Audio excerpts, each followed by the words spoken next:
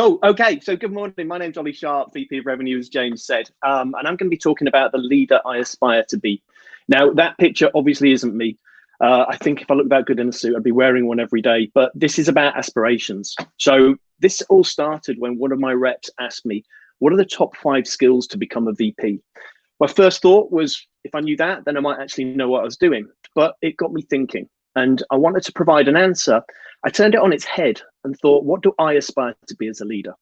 So I thought I'd use it for this talk and also share some of the models that I use and I've learned on the way. James, if you can click, there's going to be a lot of clicking. There we go. Okay, so the VP that I aspire to be has the ability to spot and develop talent, find solutions, be mindful, inspire others, and be a role model. Click. So, John McMahon, the co-creator of Medic, who was mentioned earlier, says that if you're a great recruiter or lousy recruiter, recruiting will define you. But how easy is it? I spent 10 years in recruitment and 10 years at LinkedIn in the talent solutions team, and I'm still learning. Now, when we think about building the best team, we first need to attract and win the best talent. A couple of things I would urge you to prioritize are building your employer brand. This is your shop window to attract talent. Define what it is and promote it. And also using the interview process to sell your opportunity. If they're A players, then they're probably speaking with other companies. So it's important to get them to want your role. An interview isn't just a one-way process. However, there's 2 areas I'm going to concentrate on. They're finding your A players and coaching to develop your team. Click. So who is your A player? This is how I think about it. I try to be as open yet specific as I can on experience and concentrate more on the characteristics and behaviors that I believe make people successful. When it comes to experience, it helps to be formulaic. So I've built this framework of how I think about it. Click. It's getting annoying. So this chart shows how I look at it. I look at different aspects of the role, such as what they're going to be selling, sales tech or SaaS, who to, sales leaders, and the style of sales. So we educate because people don't know about it. And expected metrics like average deal size, deals needed to hit quota, sales cycle, etc. This isn't the full thing. It's just some examples of the things I look at. Then I look at what else I would consider, like other business applications sold to marketers. Once I've filled in that column, I then look at what else I would be open to for a superstar if everything else was right, including characteristics and behaviors, but they need to really stand out in other areas. And then what I definitely wouldn't look at, no matter what. For example, this might be someone selling hardware, not closing enough deals in a month, or even their average order value is too high or too low. Ideally, you want to know exactly what you want, what you're open to. If they're a superstar, that's what you're going to be open to. And what you won't look at, no matter how good a salesperson they are. That really helps being formulaic. If you could click link, yeah. So once I have that, I can concentrate on the characteristics and behaviors. Both Mark Roberge and John McMahon in their books tend to align on what's important. And the things I look for, which aligns with most of what Mark Roberge and John McMahon talk about, are coachability and adaptability, curiosity, intelligence, integrity, work ethic, or PhD, as John McMahon calls it, persistence, heart, and desire, and past success. Next step is to define which part of the process you check for these characteristics and behaviors. For example, I look for coachability at role play stage. I give them feedback on the role play and ask them to do part of it again. Something I've learned on the way that I think is really important, try to understand what a person's superpower is at interview stage and look to look at culture add, not just culture fit. You need to align on values, but what else do they bring that you don't currently have in the team? If we understand our team and their abilities, it can help us to understand how to work with them to develop them. The Hersey-Blanchard model, situational leadership, shows that your leadership style should depend on the circumstances in regards to their ability and willingness to perform the required task or role. I've overlaid it with the hierarchy of competence, showing competent versus incompetent and unconscious versus conscious. If you're not aware of that, I'd advise go look at it because it does help. The first box 1, is telling instruct. Okay, this is where the first one, they're new to the role or whatever they're doing. They're unconsciously incompetent. They don't even know what they're supposed to do. So they need teaching. This is more directive. It's giving instructions and explaining. Then box 2, where they move to from that, is where you're selling or coaching. This isn't teaching. You stop teaching where you can. They're consciously incompetent, i.e. they're aware of what is expected, but maybe lack the confidence and ability to do it. You want them to be more responsible. Once they've moved into box 3 and box 4, they become competent and become unconsciously competent. There's lots of words in there about competent and conscious. They become unconsciously competent, where they don't even need to think about what they're doing. The goal is to get them to delegate to them, and even get them to help others. For me, when I say coaching, it's compared to teaching. It's about helping the person find the answer for themselves by asking the right questions. It's very different to telling someone what they should do. I believe that the coaching part is vital and extremely powerful, but too often it's easier and just a lot quicker for us to give them the answer. So we shouldn't. We should be coaching them, not telling them. Now, for coaching, if you can do one click. Click, James. Thank you. So for coaching, I use the GROW model. Whether you use the exact words, the model, but the framework works. So this will help you coach. Understand, ask them what the goal is. What do they want to achieve? Then you ask them what the reality is, which is what is the current situation? And then what are your options? Then they can decide the way forward and commit to the next steps. All you're doing is guiding them, okay? You're helping them find the right way forward. Coaching is massively important.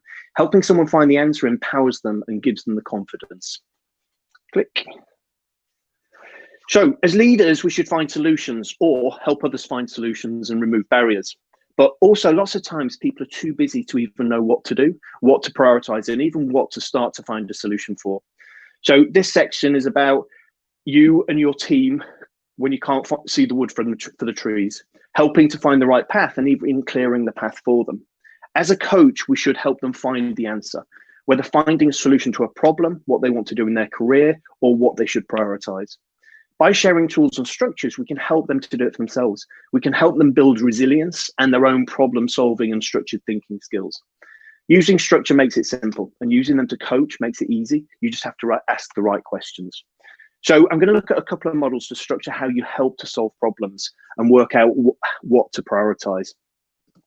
So this is the beginning of a hypothesis tree. It can tie in with the GROW model. The box on the left that you can see is what we want to achieve. And you'll see as we build it, the other boxes are the options, and it helps you to work out possible next steps. You can use it to solve your own problems or steer the conversation for others to find the right answer.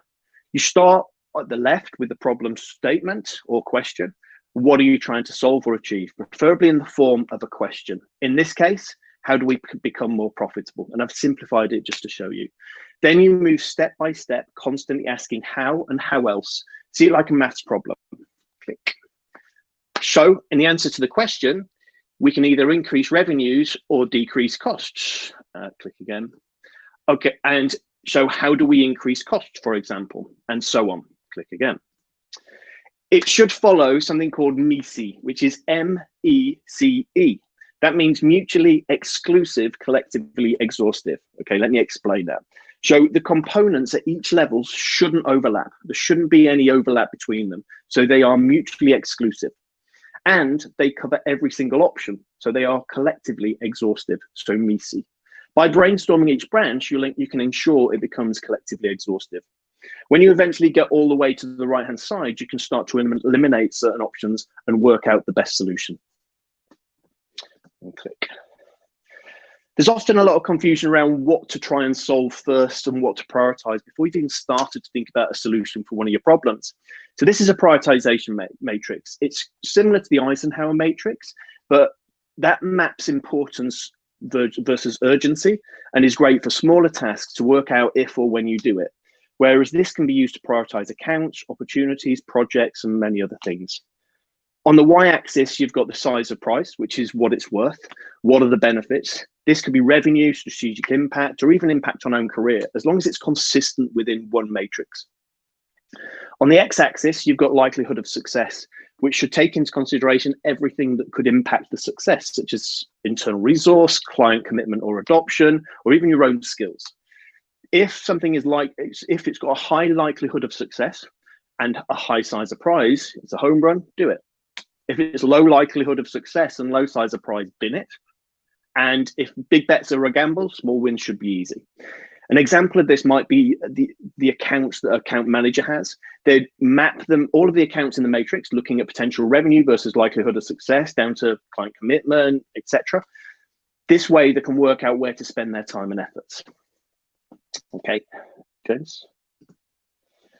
So the third skill or trait I believe is important is being mindful. Mindful leadership is something that I spoke about last year at this event, and I spoke about how it can help you attract and hire and retain the best talent, inspire your team, and improve happiness and general mindset. Mindful leadership is about being present and focused on the moment, not judging, sticking to the big picture, being impeccable.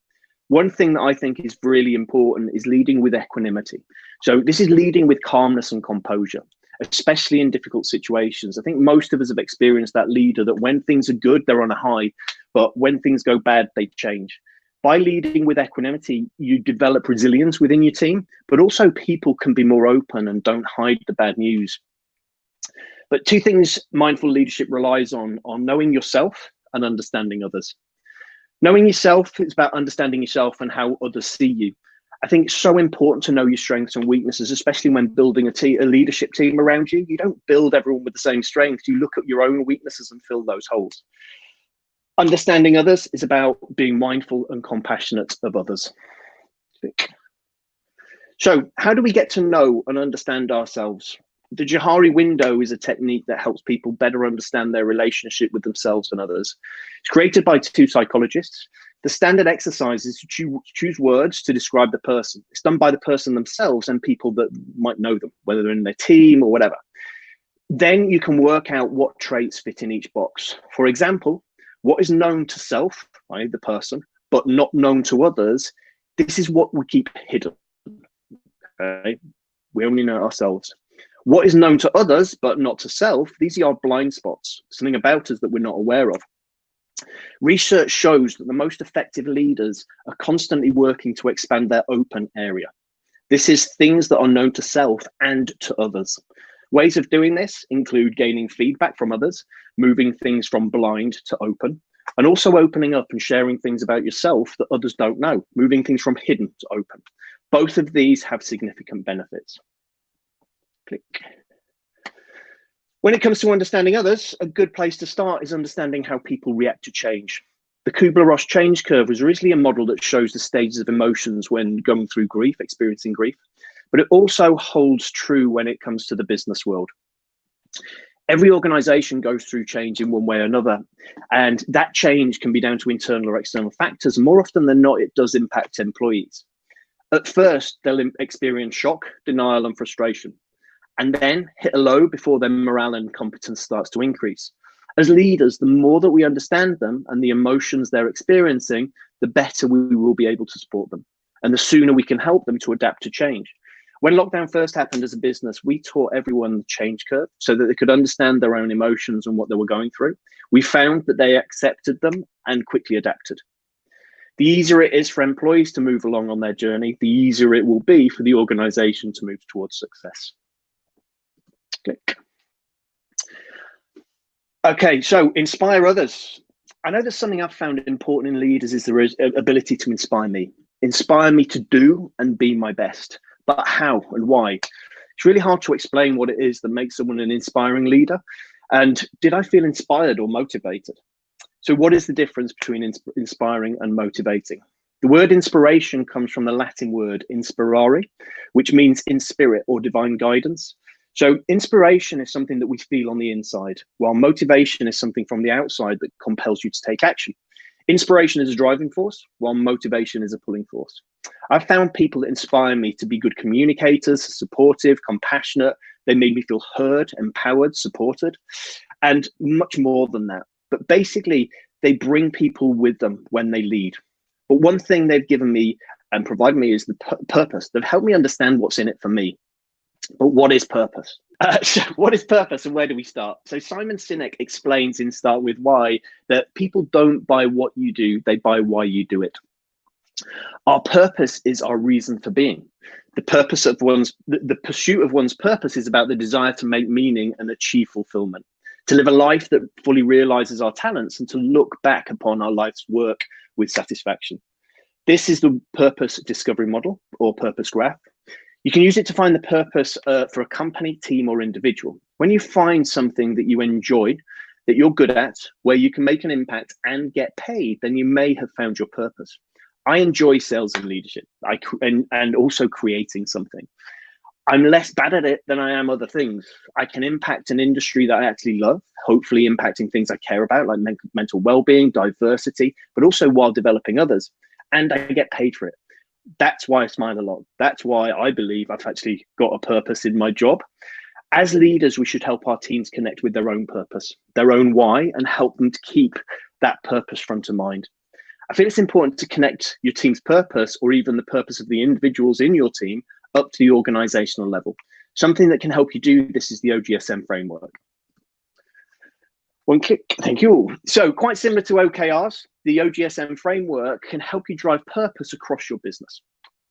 The method was developed by Procter & Gamble, and it's commonly used by a number of consultancies, but was also applied by NASA for getting the first person on the moon. Now, a company can set their objective, what they want to achieve. They can break it down to the goals, the quantifiable and measurable goals that will deliver the objectives. And then the rest can differ across departments, teams, and even individuals. They can define the strategies that will achieve the goals themselves. And they will track it through measurements, the metrics used that will verify that the goals are being achieved, including a dashboard and action plan of who, when, etc. By departments, teams, and individuals having their own strategies and measures, it means that individuals and teams are playing their part in the company achieving their objective. NASA's objective was to put the first person on the moon. It's easy to see how the engineers and astronauts played a part in that, but even the janitorial staff, they cleaned laboratories to make them clean enough for others to work in order to put the first person on the moon. It gave them a purpose as well, so tying everything in. And finally, be a role model. Your actions will create and drive the culture that you want or don't want. Good leaders lead from the front and others follow, but they don't just follow, they copy and they learn from everything you do, the good and the bad. And it's not only what you do, but also what you allow. Some advice I received when I was in early leadership was what you permit, you promote. In other words, if you allow someone to do something, then you're promoting that it's okay for others to do it as well. As well as helping and developing others, being structured, being mindful, being open, managing change and having purpose and providing purpose, all of these kind of things, the role of a leader is much more. You should show the values that you want others to have. Be true to the company values, but also your own values. This is so important. Things I hold in high regard are integrity and fairness. While they're not mentioned in our company values, I'm sure we can fit them in somewhere, but they're still very important to have in a team. And I'd encourage all leaders to spend time to define their own values, even just to be more aware. Create a diverse and inclusive environment. Help people understand the benefits of having cognitive diversity and being open-minded. Actively be inclusive. Make sure everyone is heard and make sure people see that. Be organized. I use David Allen's Getting Things Done. It massively helped me. I can't imagine being a leader that is disorganized. It just helps me get everything in place. But I can't share my screen. Create the team environment and build resilience by showing equanimity. Show the work ethic you expect, but also the work-life balance you want them to have. This is where you need to be careful. If you send emails at the weekend or in the evenings, this is where your team feels that it's expected. Don't do it if that's what you don't want. I don't want that. I could go on forever, but just make sure you understand how your actions impact, how your actions impact the actions of those around you, which in turn impacts the culture that you are building. And last slide. One more slide, James. Thank you. As I said, the VP that I aspire to be has the ability to spot and develop talent, build, develop, and retain the team of A players, find solutions, be mindful, inspire others, and be a role model.